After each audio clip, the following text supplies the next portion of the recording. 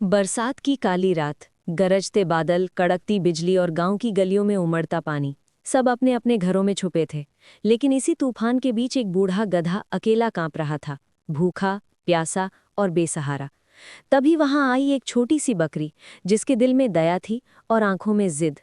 और वहीं से शुरू हुई एक ऐसी दोस्ती जिसने पूरे गांव की सोच बदल दी। तो चलिए दोस्तों, वीडियो शुरू करने से पहले चैनल को सब्सक्राइब कर लीजिए और इस कहानी को ज़्यादा से ज़्यादा लोगों तक पहुंचाने के लिए लाइक और शेयर ज़रूर कीजिए। आइए शुरू करते हैं बरसात में बकरी और बूढ़े गधे की अनोखी कहानी। बरसात का मौसम था। आसमान कई दिनों से काले बादलों से ढका हुआ था।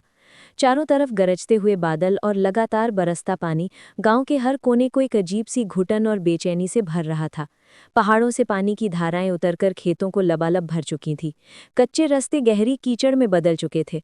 छोटे छोटे घरों की दीवारें भीगकर कमजोर हो रही थीं और झोपड़ियों की छतें जगह जगह से टपक रही थीं। गांव के लोग परेशान थे, लेकिन सबसे ज्यादा तकलीफ उन जानवरों को थी जिन्हें कोई सहारा नहीं देता। उन्हीं में से एक बूढ़ा गधा था, जिसका मालिक पहले उसे दिन रात बोझ ढोने में लगाता था। लेकिन अब जब वो बूढ़ा और कमजोर हो गया तो उसे किसी काम का नहीं समझा और छोड़ दिया। उसका शरीर पतला और हड्डियों से भरा था, पैर कांपते थे और आंखों में नमी थी। वो कभी सूखी घास ढूंढने की कोशिश करता तो कभी गली के किनारे पड़ी गीली पत्तियों को चबाने लगता, लेकिन बारिश के कारण घास सड़ चुकी थी और खाने योग्य कुछ नहीं बचा था। दूसरी तरफ एक छोटी सी काली सफेद बकरी थी, जो गांव में इधर उधर घूमती थी। कभी खेतों में घुसकर हरी टहनियां खा लेती तो कभी बच्चों से बचने के लिए भागती। लोग अक्सर उसे डांटते या मारने दौड़ते, लेकिन उसमें एक अजीब सी फुर्ती और जिद थी। वो हार नहीं मानती थी। उसी बकरी की मुलाकात एक दिन उस बूढ़े गधे से हुई, जब वो बरसते पानी से बचने के लिए गांव के किनारे खड़ी एक टूटी फूटी झोंपड़ी में जा घुसी। वहां गधा पहले से ठंड से कांपता हुआ खड़ा था। उसकी आंखें इतनी थकी हुई और उदास थीं कि बकरी को भी दया आ गई। उसने धीरे से पास जाकर घास का एक छोटा सा गीला टुकड़ा गधे की तरफ धकेला, जैसे कह रही हो कि ले, थोड़ा खा ले। गधे ने कांपते हुए होठों से उस घास को लिया और आंसुओं से भरी आंखों से बकरी की तरफ देखा। उस पल से दोनों की दोस्ती की शुरुआत हुई। बरसात का मौसम दोनों के लिए मुश्किल था, लेकिन साथ होने से उन्हें सहारा मिला। गधा अपनी धीमी आवाज में कहता, काश मैं अभी जवान होता तो तुम्हें बारिश से बचा सकता। और बकरी अपनी तेज छलांगों और शरारती स्वभाव के बावजूद गंभीर होकर जवाब देती, तुम्हारे पास दिल है, यही बहुत है, बाकी मैं सब संभाल लूंगी। दिन बीतते गए, पानी रुकने का नाम नहीं ले रहा था। खेत तालाब बन चुके थे, घरों में पानी घुस गया था और लोग भी परेशान थे। लेकिन गांव वाले फिर भी अपने घर और अपने काम में लगे रहे। किसी ने भी बूढ़े गधे और अकेली बकरी की हालत पर ध्यान नहीं दिया। रातें और भी डरावनी थीं। बिजली की चमक और बादलों की गड़गड़ाहट में झोपड़ी हिलती थी और अंदर बैठा गधा सिहर उठता। तब बकरी उसके पास जाकर उसका शरीर गर्म रखने की कोशिश करती। सुबह होते ही बकरी बाहर भागती और गीली झाड़ियों से कुछ पत्तियां तोड़कर लाती, ताकि दोनों थोड़ा बहुत खा सके। कई बार वो फिसल जाती, उसके पैरों में कीचड़ भर जाता, लेकिन वो हार नहीं मानती। उसकी आंखों में एक जिद थी कि चाहे जितनी भी बारिश हो, वो अपने दोस्त को भूखा नहीं मरने देगी। धीरे धीरे गांव के कुछ बच्चे उन्हें देखने आने लगे। वो हैरान थे कि गधा और बकरी एक दूसरे के इतने करीब कैसे हो सकते हैं।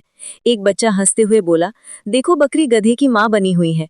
लेकिन दूसरे बच्चे को यह दृश्य अजीब सा लगा और उसने सोचा कि जब जानवर एक दूसरे की मदद कर सकते हैं तो इंसानों को क्यों नहीं करना चाहिए। उधर गधे की हालत और बिगड़ रही थी। उसके पैर सूज रहे थे और वो ज्यादा देर खड़ा भी नहीं पा रहा था। बकरी ये सब देखती और बेचैन हो जाती। कई बार वो गांव के घरों के आंगन तक दौड़ जाती ताकि कुछ सब्जी या अनाज चुरा सके, लेकिन पकड़े जाने का डर हमेशा उसके साथ रहता। फिर भी उसकी हिम्मत टूटती नहीं थी। बरसात और तेज हो गई। गांव के तालाब का पानी उभरने लगा और झोपड़ी के अंदर भी पानी भरने लगा। गधा डर से कांपने लगा कि अब उनका सहारा भी चला जाएगा, लेकिन बकरी ने हार मानने से इनकार कर दिया। उसने इधर उधर कूदकर लकड़ियों के टुकड़े और सूखी घास इकट्ठी करनी शुरू कर दी और उन्हें झोपड़ी के ऊंचे हिस्से में जमा करने लगी। गधा उसकी इस मेहनत को देख आंसुओं से भर गया और उसकी आंखों में चमक लौट आई, जैसे उसने फिर से जीने की वजह पाली हो। उस रात दोनों ने साथ साथ बैठकर बरसात के शोर को सुना और एक दूसरे के सहारे सो गए। गांव के लोग भले ही उनकी परवाह ना करें, लेकिन उनकी दोस्ती अब इतनी मजबूत हो चुकी थी कि उन्हें किसी और सहारे की जरूरत नहीं रही। बरसात लगातार तीसरे हफ्ते में प्रवेश कर चुकी थी। गांव के लोग भी अब थक चुके थे। घरों के अंदर नमी और बदबू भर गई थी। जगह जगह पानी जमा था और बीमारी फैलने लगी थी। बच्चे खांसते थे, बुजुर्ग बुखार से तपते थे और खेतों की फसलें भी पानी में डूबकर खराब होने लगीं। ऐसे हालात में जिनके पास पैसे और साधन थे वे तो जैसे तैसे संभल गए, लेकिन गरीब और बेसहारा लोग और जानवर और भी मुश्किल में आ गए। उसी टूटी फूटी झोंपड़ी में बूढ़ा गधा और छोटी बकरी अपनी जिंदगी की लड़ाई लड़ रहे थे। गधे का शरीर अब और भी कमजोर हो चुका था। उसकी सांसें तेज चलतीं और पैरों में जान नहीं बची थी।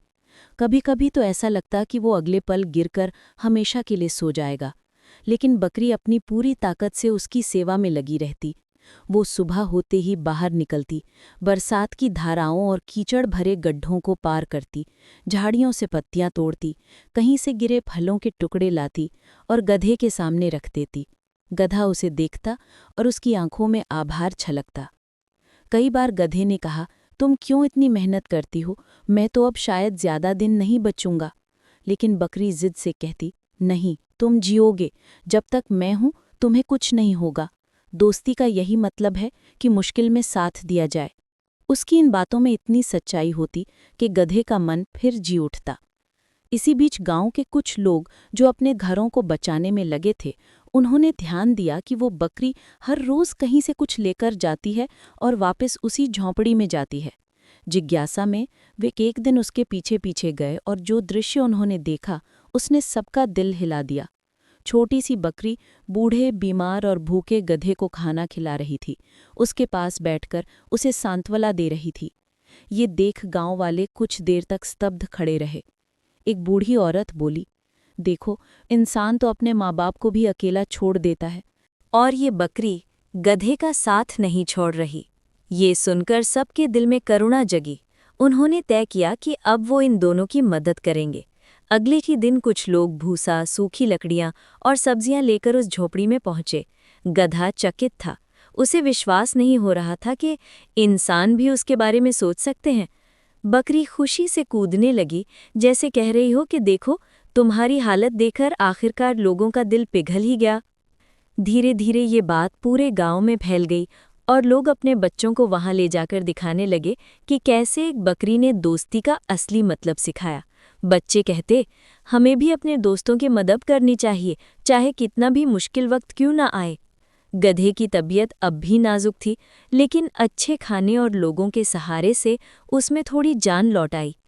वो पहले की तरह खड़ा नहीं हो पाता था, लेकिन अब उसके चेहरे पर संतोष था कि वो अकेला नहीं है। बकरी भी अब चैन की सांस ले सकती थी, क्योंकि उसे पता था कि उसका दोस्त भूखा नहीं मरेगा। बारिश धीरे धीरे थमने लगी। बादलों से झांकती धूप ने गांव वालों के चेहरों पर मुस्कान लौटा दी। खेत अब भी पानी से भरे थे, लेकिन आसमान साफ होने लगा था। उसी धूप में गधा और बकरी झोपड़ी के बाहर निकले। गधे ने धीमी आवाज में कहा, तुम्हारे बिना मैं कब का हार मान चुका होता। और बकरी मुस्कुराते हुए बोली, दोस्ती का मतलब ही है कि एक दूसरे को कभी हारने न दिया जाए।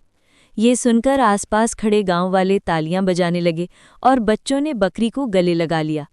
गांव में अब ये कहानी हर किसी की जुबान पर थी।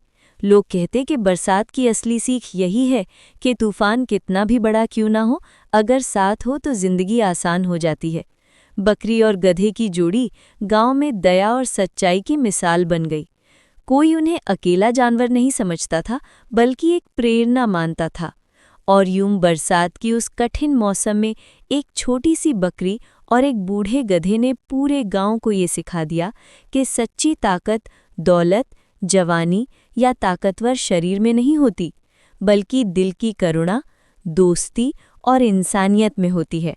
और यही उनकी कहानी का अमर अंत बना।